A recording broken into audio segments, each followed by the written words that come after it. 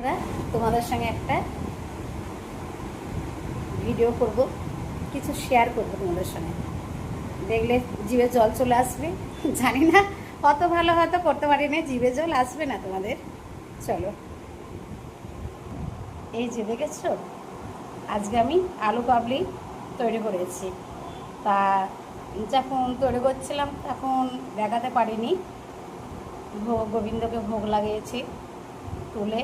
এবার আমি বলছি একটু শেয়ার করে নিই তোমাদের সঙ্গে, কেমন হয়েছে কমেন্ট করে জানিও।